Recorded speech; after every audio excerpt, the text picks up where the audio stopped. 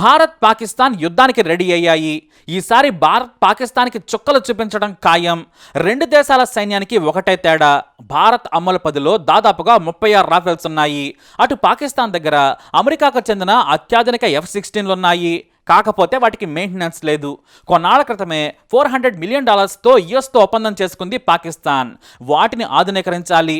టెర్రరిజానికి వ్యతిరేకంగా పోరాడాలని మన ట్రంప్ గారు ఉచితంగా పాకిస్తాన్కి అప్గ్రేడ్ చేశారు. 2 నాలుకల ధోరణితో ప్రవర్తించడం యుఎస్కి కొత్త ఏం కాదు. అమెరికాను నమ్మడం అంటే కుక్కతోక పట్టుకొని గోదావరి ఈదడమే.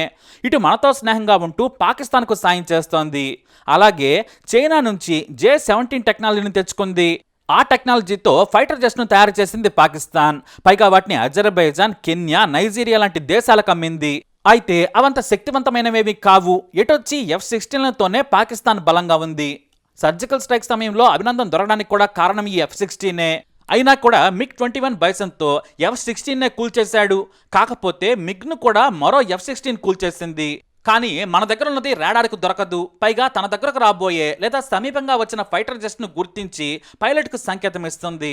అంతేకాదు మన రాఫెల్ సెకండ్ల వ్యవధిలో యాంగిల్స్ను మార్చుకోగలదు.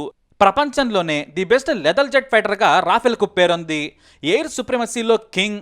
ఆకాశం నుంచి ఆకాశంలోకి, ఆకాశం నుంచి నేల మీదకు మిసైల్ను ప్రయోగించవచ్చు. ఇన్ డెప్త్ స్ట్రైక్ దీని సొంతం. యాంటీషిప్ స్ట్రైక్స్ నుంచి న్యూక్లియర్ ఆధారాలను మోసుకెళ్లగల సత్తా మన దానికి ఉంది. ఎయిర్ టు ఎయిర్ అయితే 150 కిలోమీటర్ల పరిధిలోని వాటిని కొట్టగలదు. చుట్టూ 300 కిలోమీటర్ల పరిధిలో పిన్ పాయింట్ లొకేషన్తో పేల్చేయగల సత్తా ఉంది.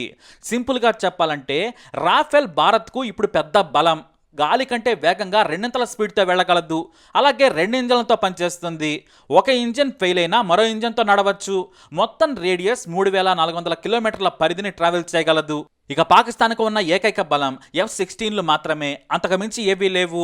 చిన్న చిన్న యుద్ధ విమానాలు ఉన్నా కూడా వాటికి మెయింటెనెన్స్ లేదు. కానీ F-16లను మాత్రం భద్రంగా దాచుకుంటోంది పాకిస్తాన్. అయితే రష్యా నుంచి కొన్ని anti missiles S-400 air defence system ఇప్పుడు మరో బలం. ఇది పాక్లో F-16 గాల్లోకి లేవగానే అలర్ట్ చేసింది. అంతేకాదు బ్యాలిస్టిక్ మిసైల్స్ని కూడా గాల్లోనే కూల్చేయగలదు. దాదాపుగా 400 కిలోమీటర్ల రేంజ్ని ఇవి పసిగట్టగలవు. 2018లో భారత్ రష్యాతో ఒప్పందం కుదుర్చుకుంది. ఇది 35,000 కోట్ల రూపాయల డీల్. ఇప్పటికే 3 క్వాడ్రన్ S-400 సిస్టమ్స్ను రష్యా మనకు డెలివరీ చేసింది. ఒక్కో స్క్వాడ్రన్లో 16 S-400 ఉంటాయి. వీటిని పశ్చిమ బెంగాల్, జమ్మూ కాశ్మీర్, గుజరాత్, రాజస్థాన్లో మోహరించింది ఇండియా. మరో స్క్వాడ్రన్ రావాల్సి ఉంది. ఈ ఏడాది చివరి నాటికి రష్యా ఇవ్వనుంది. భారత కీలకమైన రక్షణ పాయింట్లను రక్షించడంలో వీటిని మించినవి లేవు. ఉక్రెయిన్కు F-16లు ఇవ్వాలని అమెరికా భావించింది. కానీ ఇచ్చిన 1-2నే కూల్చేసేందుకు రష్యా S-400లను మోహరించింది. దీంతో ఇవి ఇప్పుడున్న పరిస్థితుల్లో పనికిరావని వెనక్కి తగ్గింది. అమెరికా ప్రపంచంలోని చాలా దేశాలకు అమ్మిన జెట్ ఫైటర్స్ ఇవే. కానీ రష్యా కూల్చేస్తే పరువు పోతోంది, డిమాండ్ పడిపోతుంది అని యుఎస్ వెనక్కి తగ్గింది. కాబట్టి పాకిస్తాన్ దగ్గర ఉన్న F-16లకు మన దగ్గర ఉన్న S-400 రక్షణ వ్యవస్థ మొగుడి లాంటిది. ఇక అసాల్ట్ రైఫిల్స్ కూడా కొత్తగా భారత్కు చేరాయి. మరికొన్ని రావాల్సున్నాయి. ఇప్పుడు భూమి మీద నుంచి యుద్ధం కంటే ఎయిర్ ఫోర్స్ ద్వారానే పాక్లోని కీలక స్థావరాలను నాశనం చేయాలనేది భారత్ భావన. మొత్తం బలగాలను సరిహద్దులకు తరలించి యుద్ధం చేయటం వలన పాకిస్తాన్కు నష్టం ఎక్కువగా ఉండదు.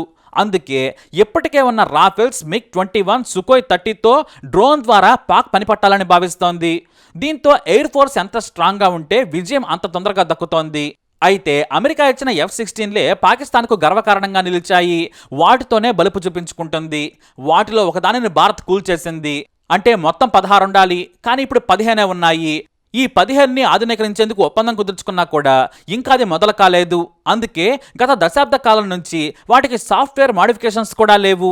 ఇంజిన్ యాక్సరీస్ కూడా మార్చలేదు. అన్క్లాసిఫైడ్ సాఫ్ట్వేర్ను ఉపయోగిస్తున్నారు. కానీ ఇప్పటికీ పాకుకు బలం ఈ 15 జెట్ ఫైటర్స్ మాత్రమే. ఇవి కాకుండా మరో 900 ఎయిర్ క్రాఫ్ట్స్ ఉన్నాయి. వీటిలో కొన్ని JF-13 థండర్ జెట్స్ ఆధునికమైనవని చెప్పొచ్చు.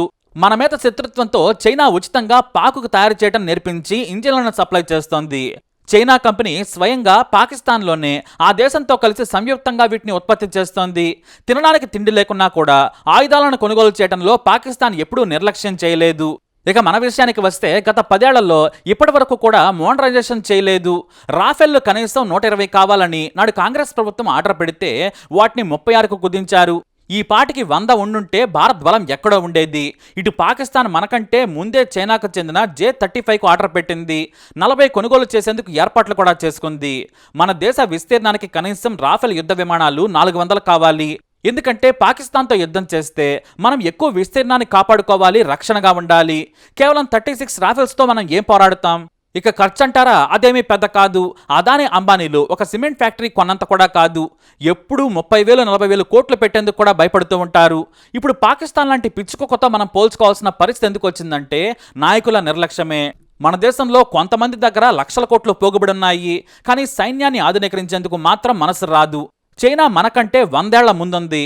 సొంతంగా అమెరికా F-35ను ఢీకొట్టగల J-35ను రూపొందించుకుంది. అలాంటి వాటిని తినడానికి తిండి లేని పాకిస్తాన్ కొంటోంది. మరి మనం ఏం చేస్తున్నామంటే ఎంతసేపటికి రాజకీయాలే.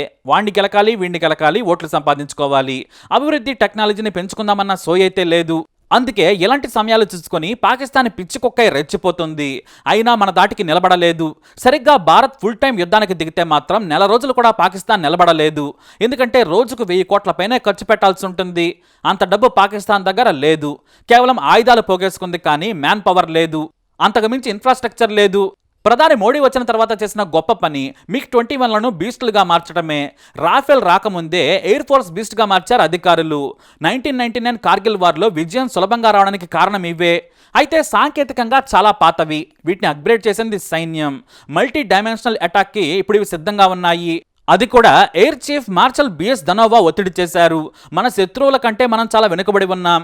కనీసం 42 స్క్వాడ్రన్ కావాలని కోరారు. కానీ కేవలం 30 మాత్రమే సప్లై చేసింది కేంద్రం. వీటిని రష్యా సాయంతో అప్గ్రేడ్ చేశారు. చాలా సింపుల్గా యాంగిల్ని మార్చుకొని శత్రువును ఏమార్చగలదు.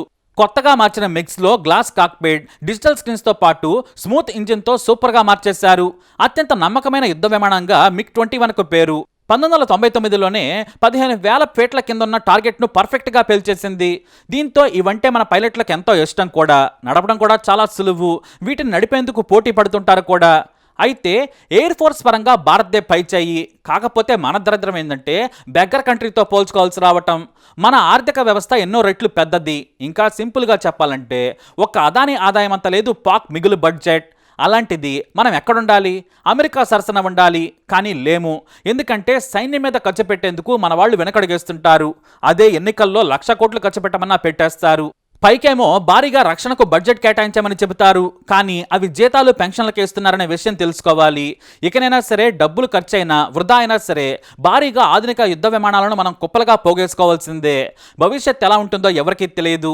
మనం పాకిస్తాన్కు అందనంత ఎత్తులో ఉండాలి. అప్పుడే మనల్ని చూసి పోసుకుంటుంది. లేకుంటే చండాలంగా మనం పాక్ లాంటి కుక్కల దేశంతో పోల్చుకోవడం ఏంటి? ఇకనైనా మారాలి. పాక్తో యుద్ధం వస్తే మనం చీల్చి చెండాడుతాం. ఆ విషయంలో భయపడాల్సిన పనే లేదు. కానీ మన వైపు నష్టం లేకుండా పాక్ను ఓవర్ నైట్లో తునాతునకలు చేయాలన్నదే భారత యువకుల ఆకాంక్ష. మనం ట్యాక్సుల మీద ట్యాక్సులు కడుతున్నాం. 5 రూపాయల చిన్నపిల్లాడు తినే బిస్కెట్ మీద కూడా ట్యాక్స్ కడుతున్నాం. మరి మన సొమ్మును మన దేశం కోసం ఖర్చు పెట్టేందుకు ఎందుకు వెనుకాడుతున్నారనేదే $1 మిలియన్ ప్రశ్న. ఏది ఎలా ఉన్నా సరే పాకిస్తాన్తో యుద్ధం చేస్తే మాత్రం తునాతునకలవడం ఖాయం. మనం కొట్టే దెబ్బ కోలుకోవాలంటే పాకిస్తాన్కి కొన్నేళ్ల సమయం పడుతుంది. ఇదంతా వాళ్ళకు కూడా తెలుసు. కానీ ఉగ్రవాదాలని ఉసుగొలిపి ఇంకా రెచ్చగొడుతూనే ఉంది. మరి దీనికి ఎలాంటి బుద్ధి చెప్పాలి? మీ అభిప్రాయాన్ని కమెంట్ ద్వారా తెలియజేయండి. ఈ వీడియో అప్డేట్స్ కోసం మా ఛానల్ ఫాలో అవ్వండి. అలాగే తప్పకుండా సబ్స్క్రైబ్ చేసుకోండి.